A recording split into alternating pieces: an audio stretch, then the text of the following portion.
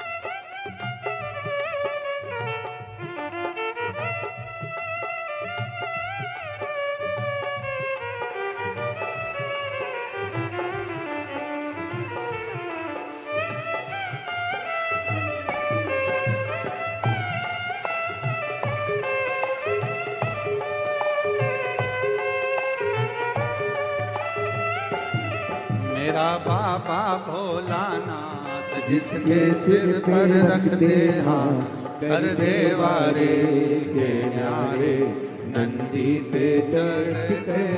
मेरा बाबा भोलानाथ, जिसके सिर पर रखते हाथ, कर देवारे के न्यारे, नंदी पे चढ़ के। मेरा बाबा भोलानाथ, जिसके सिर पर रखते हाथ, कर देवारे के न्यारे, नंदी पे बैठ कर। मेरा बाबा भोलानाथ, जिसके सिर पर रखते हाथ, कर देवारे के न्यारे, नंदी पे बैठ कर। कर देवारे के न्यारे, नंदी पे बैठ कर। कर देवारे के न्यारे, नंदी पे बैठ कर। महादेव अपने स्थान पर बैठकर भगवान देवाधिदेव महादेव से अपने मन की बात कहें। हृदय से जहाँ जगह मिले वहाँ बैठ जाएं और दिल से बाबा को प्रार्थना करिए, विनय करिए, निवेदन करिए, विनती करिए। शिव जी को अपने मन का भाव कहिए, प्रार्थना करिए। बाबा को अपने हृदय की बात कहो, निवेदन करो, विनती करो। बाबा को अपने मन का भाव कहिए, प्रार्थना करिए, निवेदन करिए, विनय करिए। जहाँ जगह मिले वहाँ बैठकर सुंदर मार्गशीर्ष मास है, बाबा को प्रार्थना करो। जहाँ जहाँ जगह मिल जाए वहाँ बैठ जाओ और दिल से बाबा को प्रार्थना करिए, विनय करिए, निवेदन करिए, विनती करिए। साथ में बोलिएगा।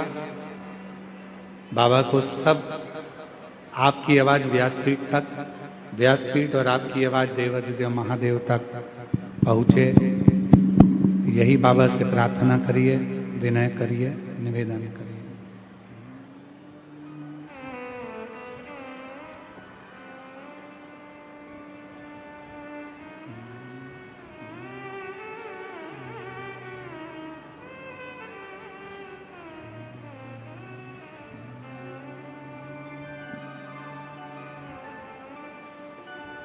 श्री शिवाय नमस्तुभ्यं। श्री शिवाय नमस्तुभ्यं।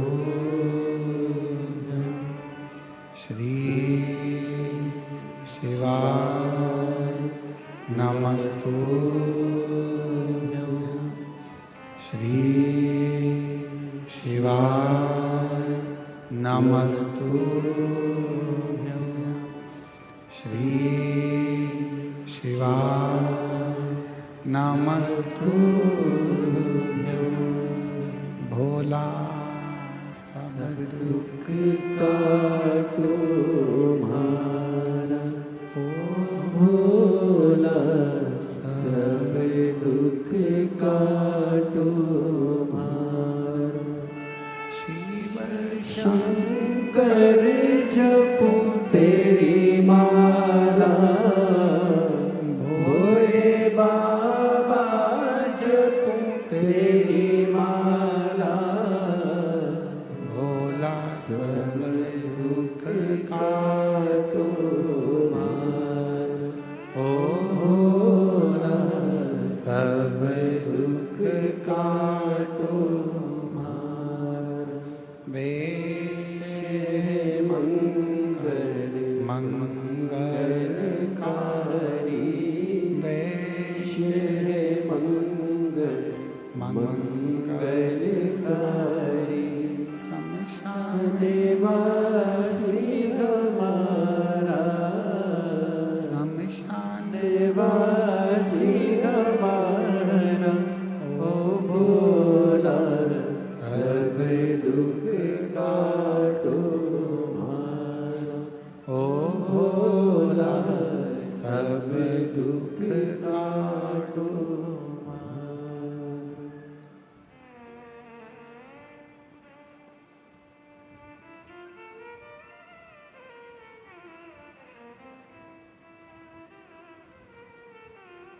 बाबा देवदिद महादेव भगवान शिव ओगड़दानी त्रिकालदर्शी कैलाशी विनाशी भगवान शंकर की पवित्र कथा कर रही है। शिव महापुराण की कथा वर्णन कर रही है, शिव तत्व कर रहा है, भगवान शंकर की पवित्र कथा कर रही है।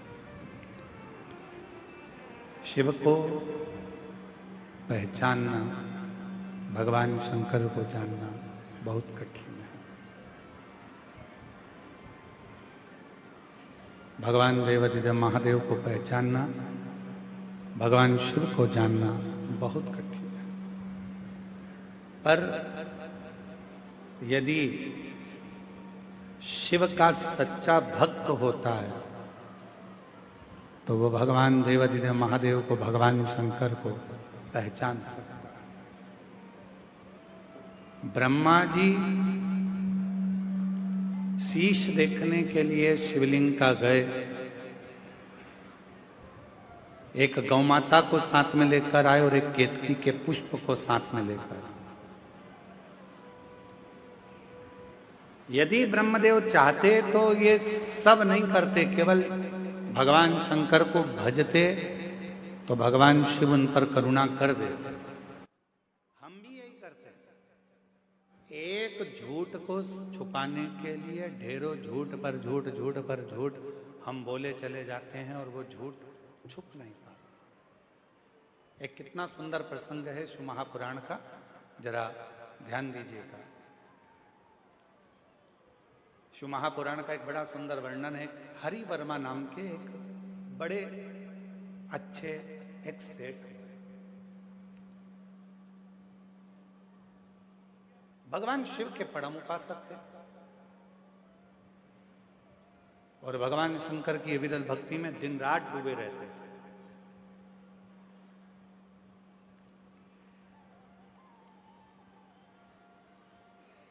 दूर दूर जाते, व्यापार करते और उस व्यापार को बढ़ाने का प्रयास। ऐसा कौन व्यक्ति है जो अपने व्यापार को नहीं बढ़ाएगा?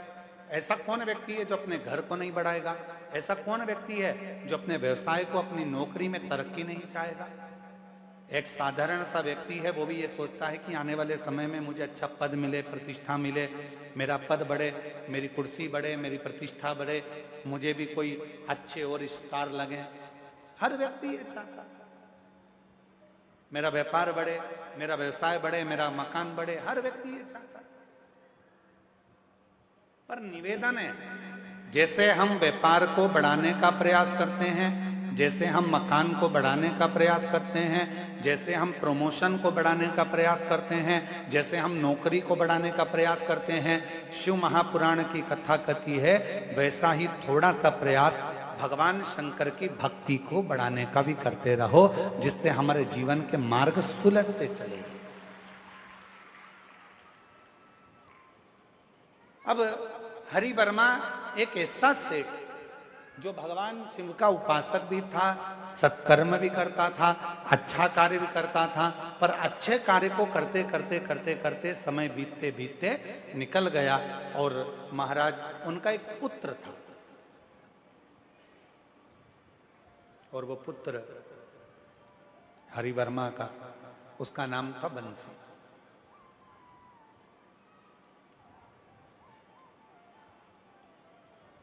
पिता धर्मात्मा, मां पुण्यात्मा, सत्कर्म में लगने वाले, और बेटा बिल्कुल विपरीत चलने वाला, बिल्कुल विपरीत। पर जितेंद्र जी, हम आपको बहुत साधुवाद देंगे।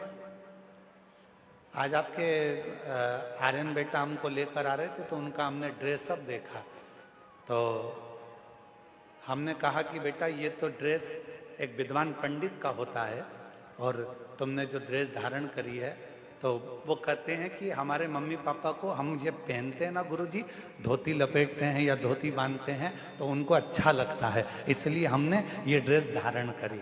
हम आपको धन्यवाद देते हैं कि अपने बच्चों में आपने ये संस्कार दिए कि सनातन धर्म की पोशाक क्या होना चाहिए, सनातन धर्म का स्वरूप क्या होना चाहिए। उसके लिए हम आपको धन्यवाद दें, बहुत बहुत साधुवाद है। अब जो हरि वर्मा थे, धर्मात्मा थे, पुण्यात्मा थे, सत्कर्मी थे, भजनावली थे, कीर्तनी थे, सब कुछ करते थे, अच्छे से अच्छा कार्य करते थे, सब श्रेष्ठ कर्म करते थे, सब श्रेष्ठ कार्य करते थे। पर उनका जो पुत्र था बंसी, वो उनके कहने पर नहीं चलता था। पिताजी कह देते कि ये कार्य करो, वो करता नहीं। पिताजी कह देते इस कार्य को करो, वो करता नहीं, उस कार्य को करता ही नहीं। शंभो करने को याद तो नहीं होता। महाराज,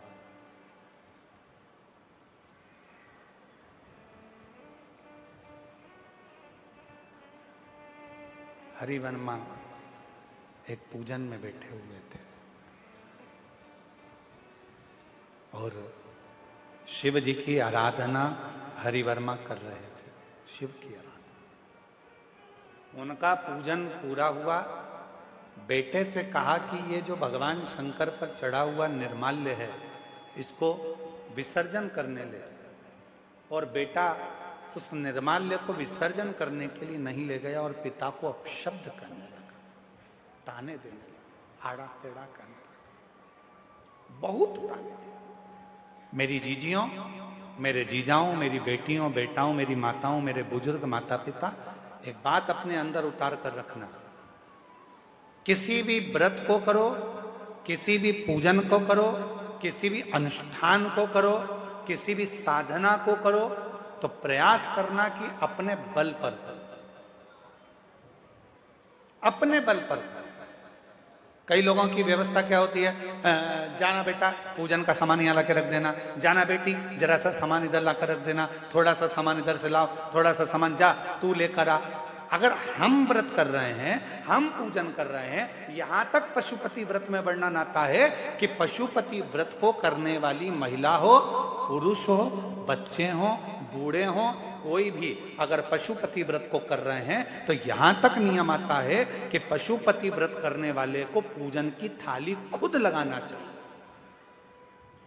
और यहां तक वर्णन आता है कि अगर कोई प्रसाद बना रहे हो, खीर बना रहे हो, हलवा बना रहे हो, मीठे भात बना रहे हो, मीठे चावल बना रहे हो, पुआ बना रहे हो, कुछ भी अगर तुम बना रहे हो, मीठी पूड़ी बना रहे हो, सीरा बना रहे हो, मीठा चावल, मीठे खीर, खिरान, कुछ भी बना रहे हो तो वो खुद बना,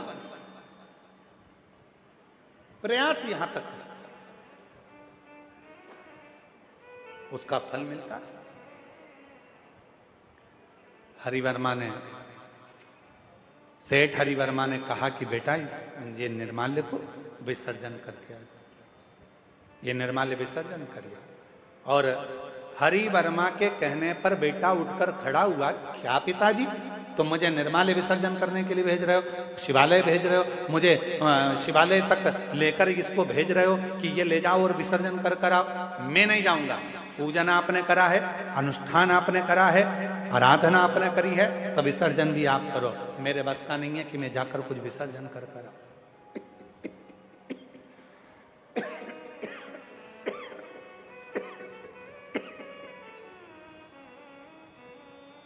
ये मेरे बस का नहीं है कि मैं कुछ विसर्जन करने जाऊं या कुछ कर। आप स्वयं करो, स्वयं जाओ। जैसे ही बेटा की बात पिता ने सुनी, जैसे ही सुनी, और हरिवर्मा को क्रोध आ गया, और क्रोध आकर उन्होंने तुरंत श्राप दे दिया, बेटा बंसी, भगवान का निर्माल्य मैंने तुझे विसर्जन करने को बोला था, मैं तुझे श्राप देता हूं, 7 दिन के अंदर तू स्वान बन जाए, कुत्ता बन जाए, ये मेरा श्राप है। बेटे की आंख में आंसू आने लगे, वो पिता को छोड़कर मां के पास चले गया। मां ने देखा कि मेरा बेटा तो स्वान बन जाएगा, कुत्ता बन जाएगा, स्वान का स्वरूप हो जाएगा, कुत्ते का स्वरूप हो जाएगा। मां के अंदर दया आई, अपने पति के पास दौड़ कर गई, हरिवर्मा जी के पास।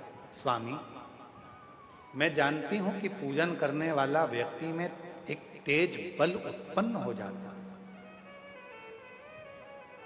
मेरी जीजियों, यदि आप रोज भगवान शंकर को 1 लोटा जल चढ़ा रही हो, आप रोज भगवान शंकर की आराधना कर रही हो, आप रोज शिव महापुराण की कथा को श्रवण कर रही हो, चाहे टीवी पर सुनो, मोबाइल पर सुनो, चाहे पंडाल में सुनो, जहां बैठकर आप कथा के रसतत्व को ग्रहण कर रही हो, 1 लोटा जल चढ़ा रही हो, भगवान की आराधना कर रही हो, साधना कर रही हो, धीरे धीरे आपकी वाणी, आपका हृदय, आपके शब्द सिद्ध होते चले जाए, अपने आप सिद्ध होते।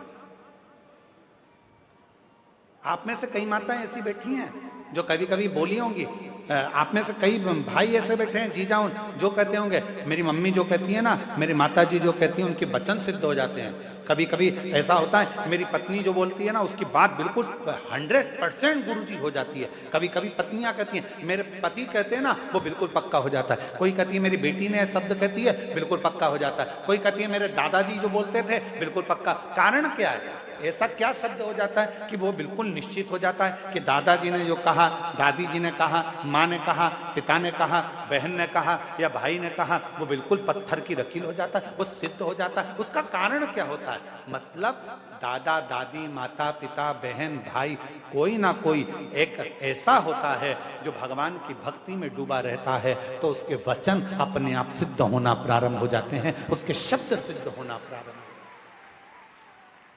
वचन सिद्ध होते हैं, शब्द सिद्ध होते हैं। आप लोगों के भी आसपास में आप लोगों ने देखा होगा, किसी किसी के शरीर में एकदम कोई पवन आ जाता है,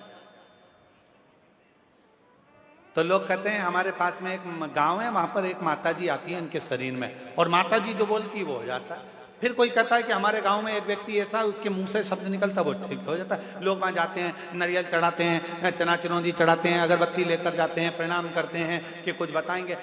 वो शब्द, उसने जो भजन करा, उसने जो भक्ति करी, उसने जो स्मरण करा, उसके कारण उसकी वाणी सिद्ध हो गई।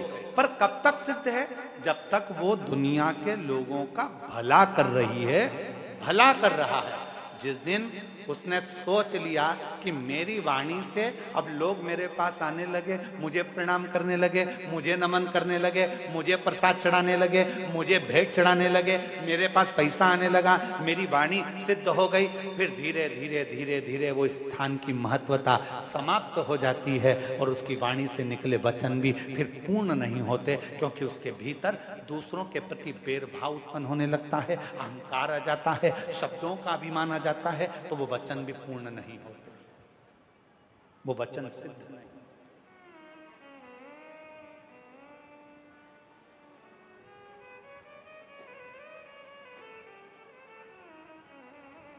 वचन सिद्ध कब होंगे?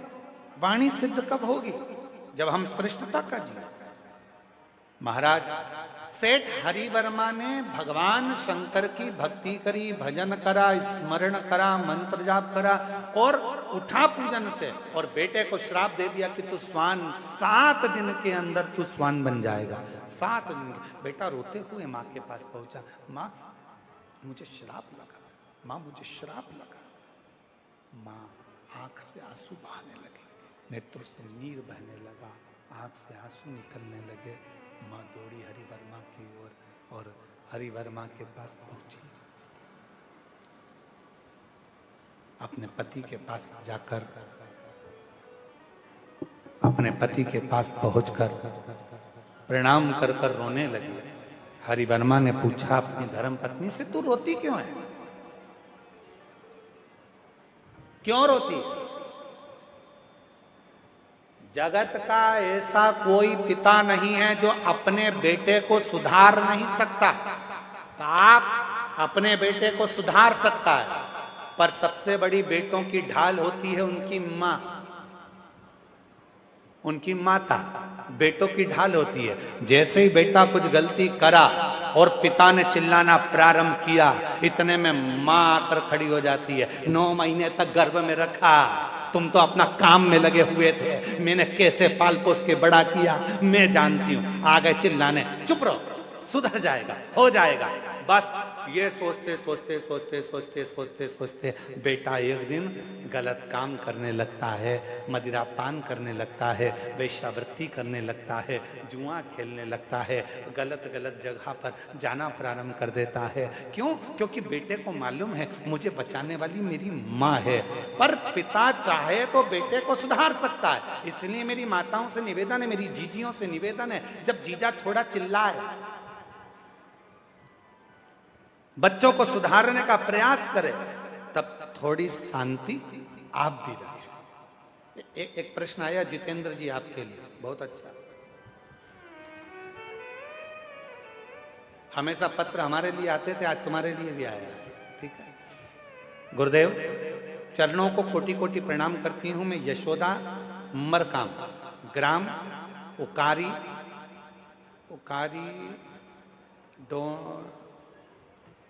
डोंडी है, डोंडी सही बोला है? हाँ ठीक है, तुम समझ गए ना, बस तो फिर हम भी समझ गए। यशोदा मरकाम, ग्राम उकारी, डोंडी। गुरुदेव प्रणाम करती हूँ, जितेंद्र जायसवाल जी के पूरे परिवार को नमन करती हूँ। हम वनवासी सौभाग्यशाली हैं गुरुदेव। इतने घने जंगल में इतने वनवासी आदिवासी हम कभी सीहोर नहीं जा पाते, पर आज जितेंद्र जी ने कथा करवाकर हम आदिवासियों की मन की तमन्ना पूर्ण कर दी। कहीं बैठी हैं जीजी जिन्होंने पत्र लिखा है? आप ही हैं? आ जाओ, एक बेलपत्र ले जाना, आ जाइए। मैं यशोदा मरकाम, हम धन्यवाद देते हैं कि हम आदिवासी वनवासी जिस क्षेत्र में बहुत कम कोई बड़े कथाकार आते हैं, इस क्षेत्र में बहुत कम बड़े बड़े आयोजन होते हैं, हम तो केवल देखने के लिए तरस जाते हैं, पर हम आदिवासी और वनवासियों के लिए ये कथा एक ऊर्जा देने के लिए आई है गुरुदेव। हम बहुत बहुत धन्यवाद देते हैं पूरे सभी। बहुत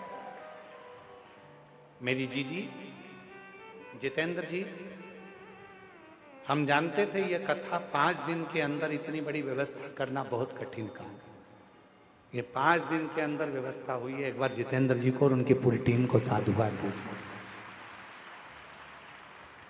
जब हमारे को सूचना मिली देवघर में कि ये कथा हो रही है, तो हमने आशीष जी को बोला कि सर्च मारो गूगल पर कि ये वहां आदिवासी वनवासी लोग कितने रहते हैं। जब आशीष ने कहा गुरुजी पूरा क्षेत्र ही आदिवासी और वनवासियों का है, वहां बड़े आयोजन नहीं होते हैं, तब हमने कहा भले देवघर में हम बहुत थक चुके थे जितेंद्र जी, ये कथा हम देने वाले नहीं थे, पर जैसे ही आशीष ने कहा पूरा क्षेत्र वनवासी और आदिवासियों का है, वहां पर कोई साधन जाने के नहीं मिलते, ऐसा क्षेत्र है गुरुजी। तो हमने कहा ठीक है, फिर व्यवस्था कैसी भी हो वनवासी और आदिवासियों के लिए ये कथा। और उसमें सबसे बड़ा योगदान आपका है जयसवाल जी, जो आपने 5 दिन के अंदर इन आदिवासी और वनवासियों के लिए ये पवित्र कथा का दिव्य आयोजन रखा, जो कभी कहीं जा नहीं सकते, खर्च नहीं कर सकते, उनके लिए ये आयोजन, उनके।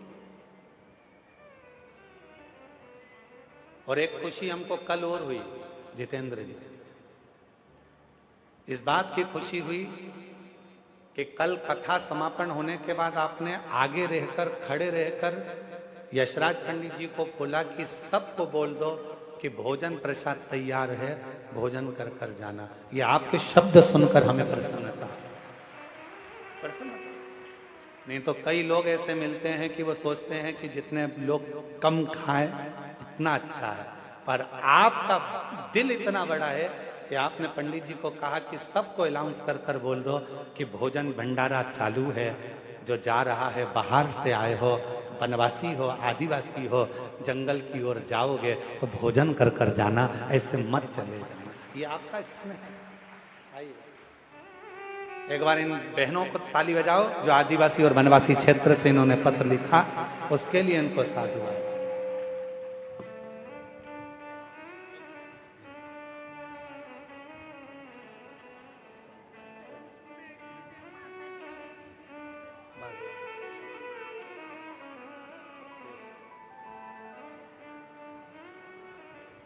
और महादेव नमन चरणों में प्रेरणा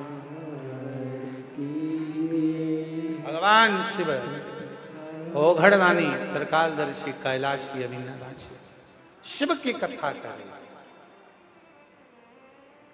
महादेव नमन चरणों में स्वीकार कीजिए, सबका किया है मेरा भी उद्धार कीजिए, उद्धार कीजिए। हे त्रिपुंडधारी, हे त्रिशूलधारी, हे त्रिपुंडधारी, हे चरणों में तेरे बाबा जी पावन है चारों धाम। चरणों में तेरे बाबा जी पावन है चारों धाम। तेरी देव करते वंदना पूजे हैं सीताराम। तेरी देव करते वंदना पूजे सीताराम। हो जाए पूरी कामना, बोलो बोलो, हो जाए पूरी कामना। उपकार कीजिए, सबका किया है मेरा भी